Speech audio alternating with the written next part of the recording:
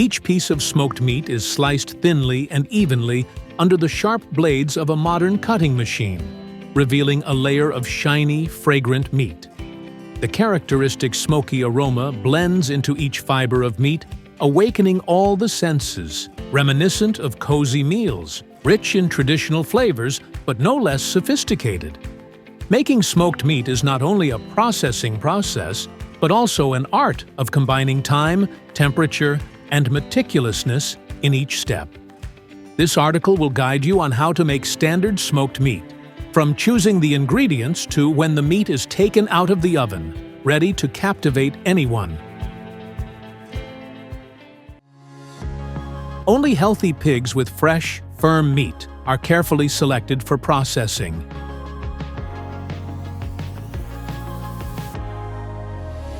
The best smoked meat is made from the loin of the pig, which is firm, tender, and low in fat, ideal for the smoking process. Therefore, parts such as the head or calf will be removed, keeping only the loin meat.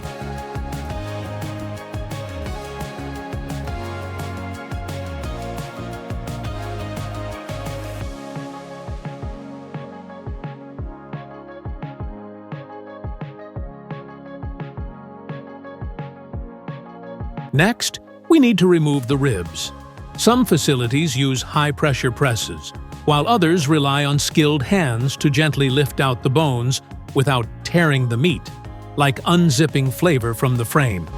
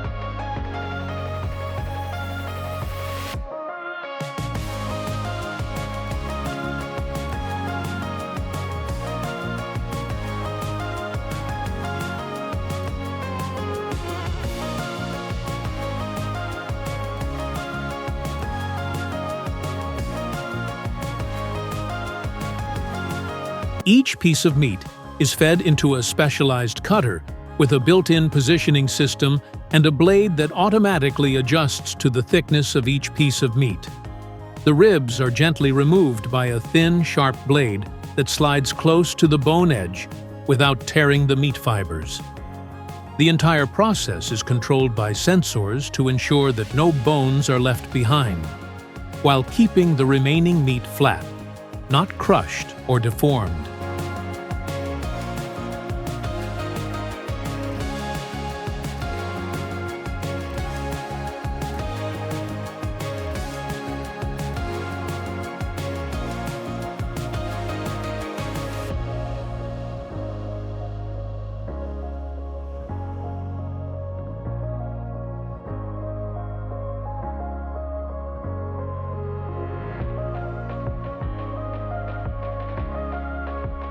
During the marinating stage, the deboned pork belly is soaked in a marinade called brine, a mixture of salt, sugar, nitrite, chalk nitrate, usually pink salt.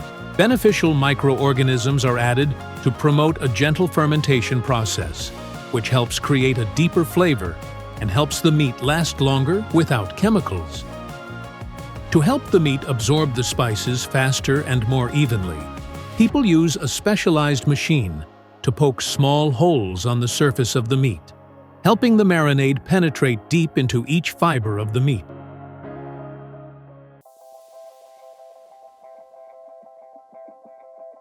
After the meat has absorbed the spices from the marinade, the worker will press the meat into the mold to shape it, helping the meat fibers to tighten while also helping the spices penetrate deeper into each piece of meat.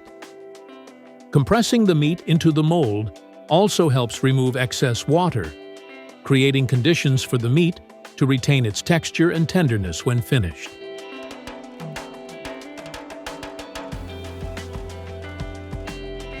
After the meat has been pressed into the mold and kept in shape, it will be put into the smoker.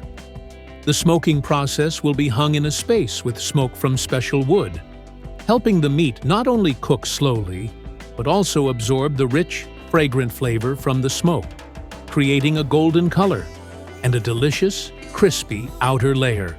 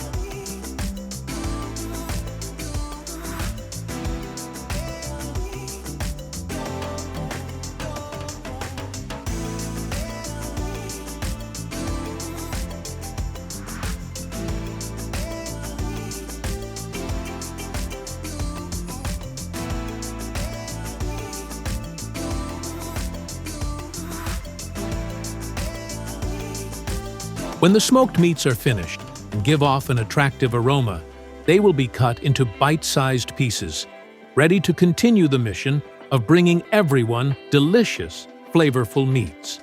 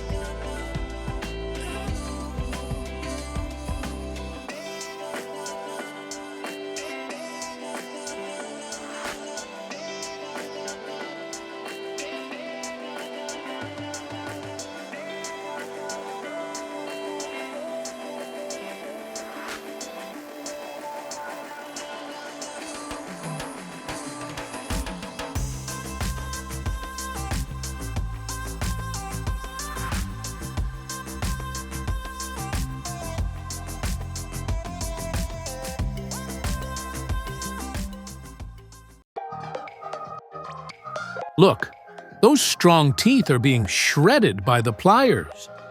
It sounds strange, but that's what adult pufferfish are forced to go through. So why do they always have to cut the teeth of the pufferfish? Why is such a small, cute, and funny fish a dish that makes others wary? All the secrets about this strange and contradictory fish will be revealed right in the video.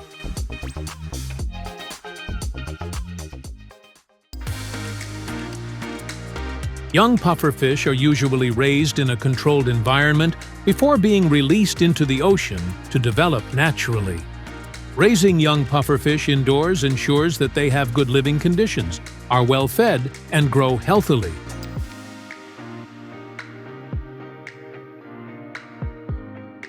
In addition, during this period, the fish will be carefully cared for so that they can adapt to the marine environment when released.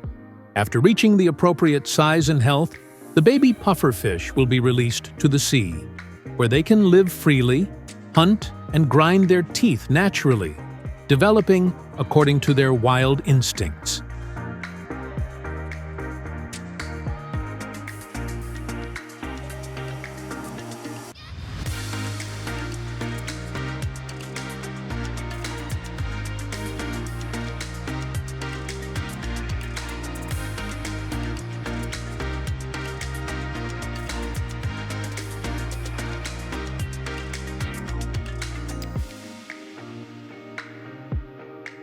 In addition, raising them indoors also helps control the water environment, temperature, and other factors, ensuring that the fish are not infected or stressed.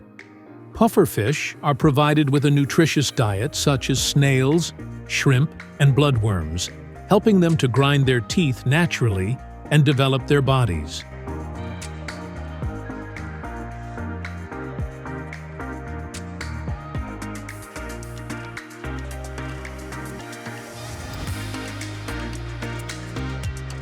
In captivity, if there is no suitable food to grind the teeth, the breeder must periodically trim the pufferfish's teeth, helping them to eat normally and maintain their health.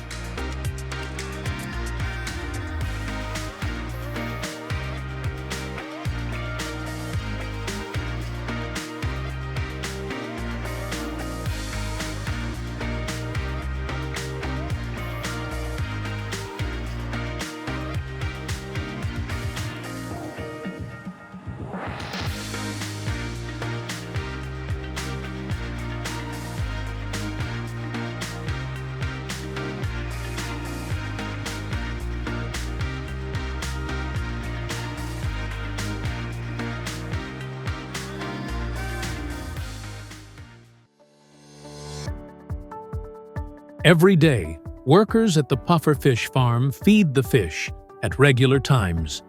They carefully check the amount of food, choosing the right type for each stage of the fish's development.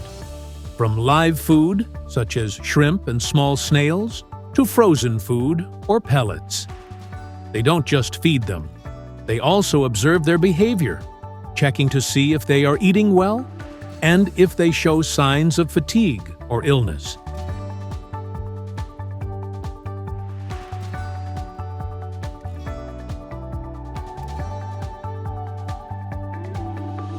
Adult pufferfish can eat specialized dry pellets, but they generally prefer live food. Protein-rich pellets can supplement the diet, but should not completely replace natural foods such as shrimp, crab, and snails.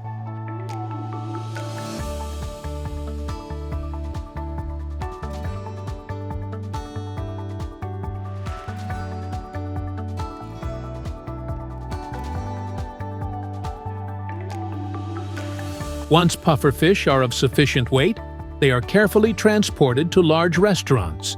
Pufferfish are usually transported in water tanks with filtration and oxygen systems to sustain life during the long journey. Because pufferfish are sensitive to the environment, the transportation process must be done quickly and carefully, avoiding stress or injury to the fish.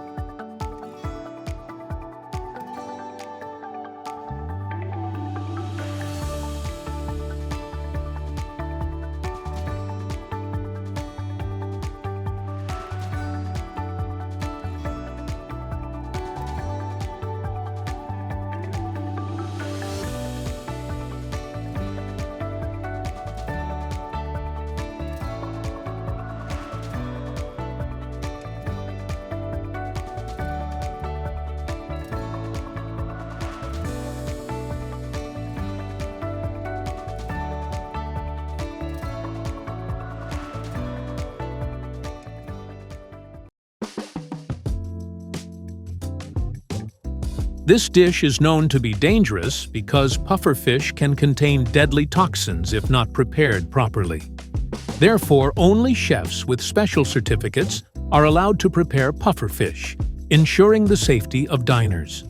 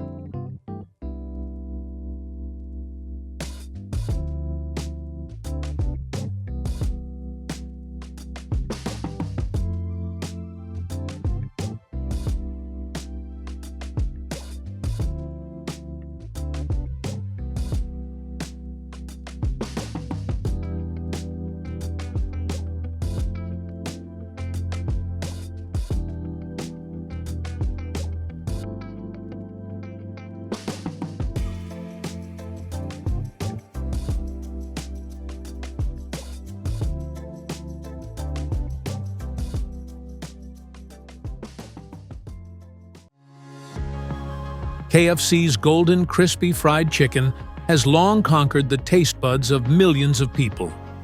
But have you ever wondered how KFC can serve hundreds of thousands of chicken pieces every day, while still maintaining perfect crispiness and consistent flavor?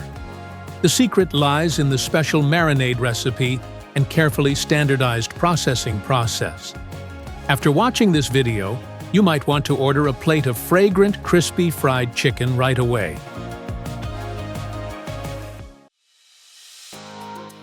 Before becoming crispy fried chicken, each KFC chicken is raised in a modern closed cage system, where temperature, humidity, and light are strictly controlled to reduce disease and help the chickens grow evenly.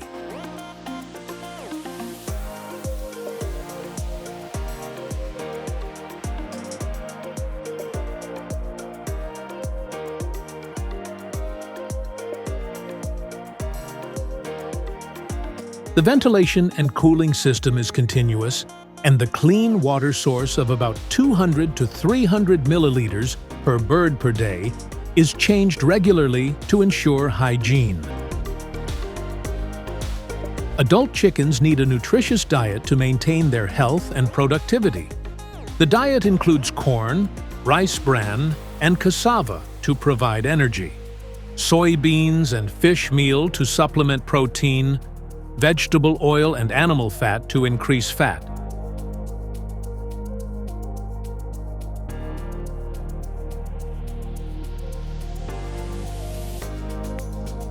Chickens that meet quality standards will be brought to the processing plant.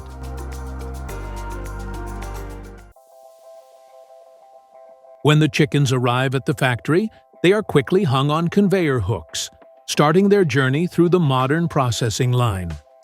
Every operation takes place smoothly and professionally.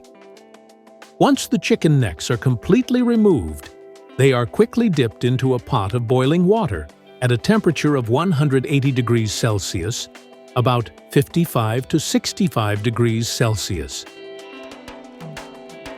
This step helps soften the feathers, facilitating the subsequent plucking process, ensuring that the feathers are removed cleanly without damaging the chicken's skin. After cleaning the feathers, the chicken is taken to the next step of cutting off the neck and legs. This step helps ensure that the chicken is neatly prepared, ready for the next steps such as cleaning the organs and dividing the chicken into portions. The process of removing organs is quick and clean. Specialized machines drill a hole just enough to ensure that the external structure is not torn or affected.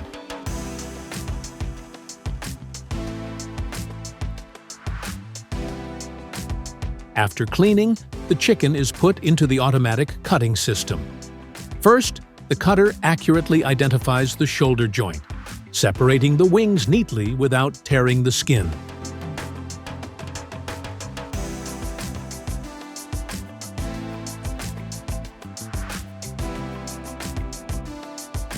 Next, the cutter locates the hip joint, cutting decisively to get the intact thigh, ensuring a smooth and even cut.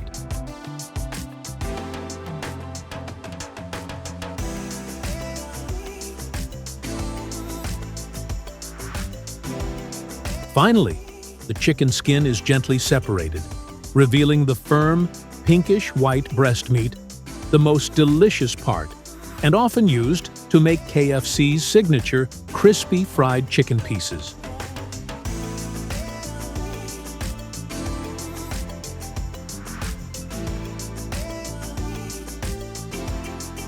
The chicken pieces, after being pre-processed, are divided into equal portions, ready for the marinating stage.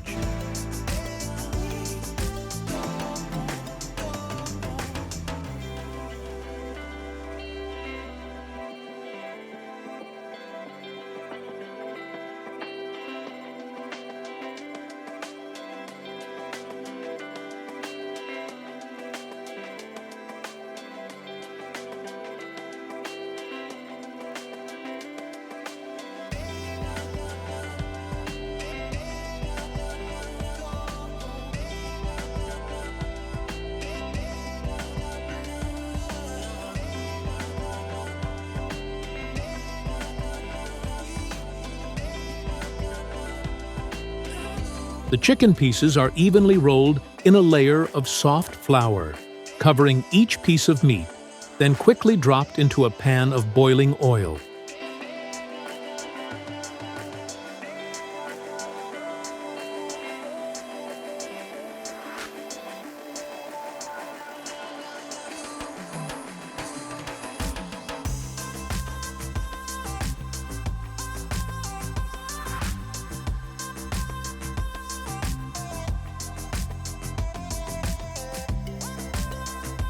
Under high temperature, the outer layer gradually turns golden brown and crispy, the familiar image of fried chicken that makes everyone crave.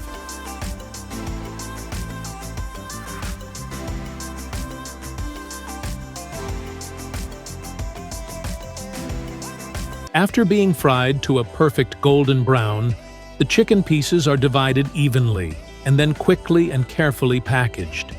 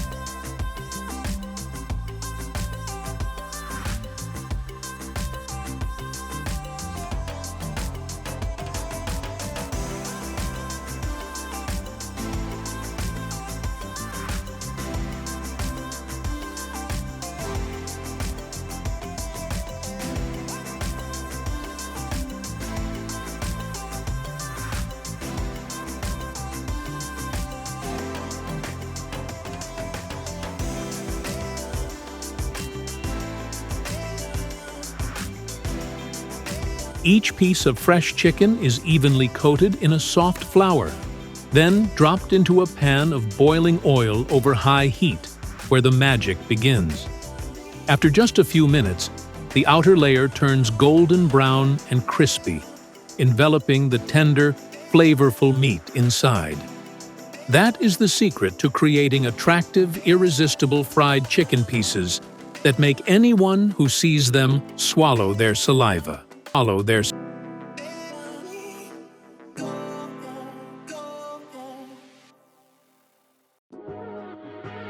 One of the most expensive crabs in the world, the red crab.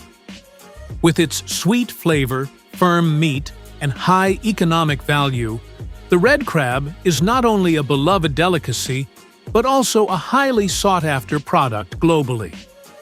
Join us as we explore the harvesting, processing, and preservation process that keeps this crab's freshness intact in today's video.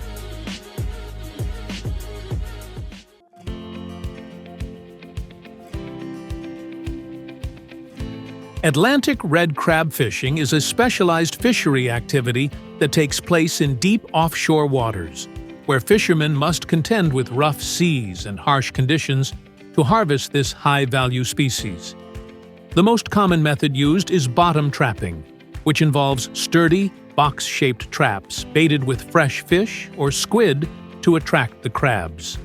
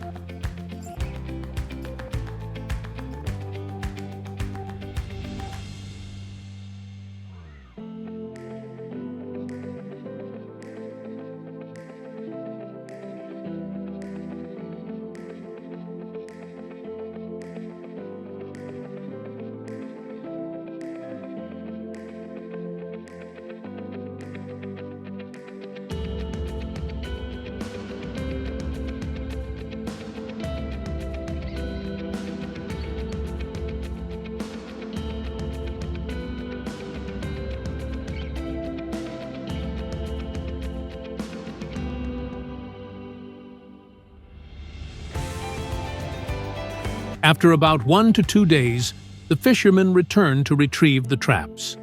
Once hauled up, the crabs caught inside are quickly picked out, roughly sorted, and transferred to a chilled hold below deck, where they are stored in cool, well-ventilated conditions to keep them alive and fresh until the boat reaches shore.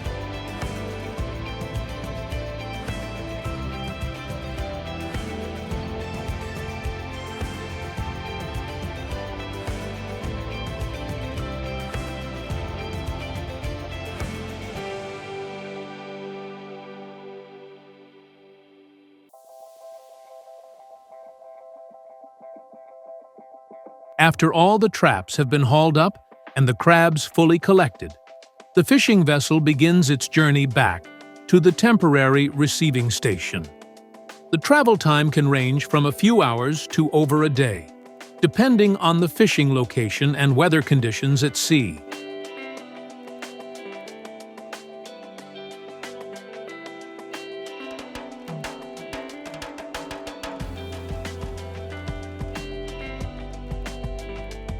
When the vessel arrives at the port, the crab unloading process begins.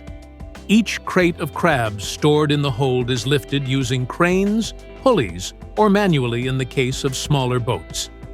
Workers carefully transfer the crabs from the hold to the deck, avoiding sudden shaking or impact, as the crabs are highly prone to broken claws or death from sudden temperature changes.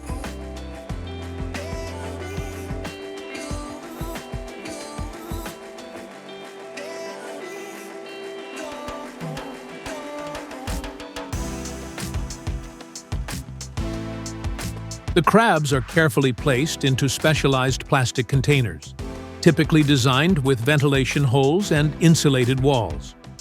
Inside the containers, ice or cooling gel is used to maintain a stable temperature between 0 and 4 degrees Celsius, the ideal range for preserving crabs without causing them to die from cold shock.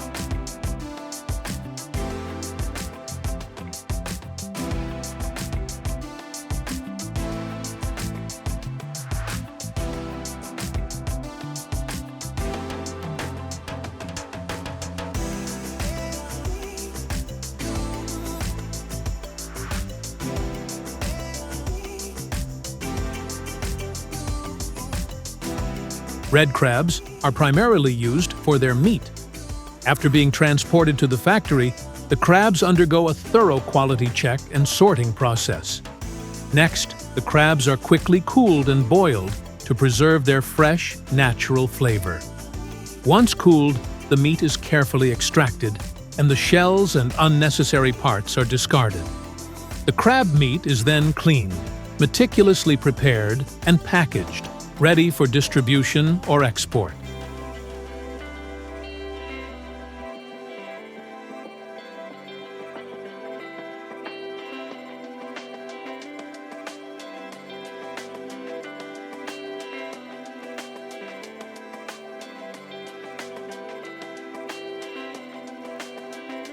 In addition to being processed for meat, red crabs are also frozen whole to meet the diverse needs of customers, making them easier to transport and store for long periods.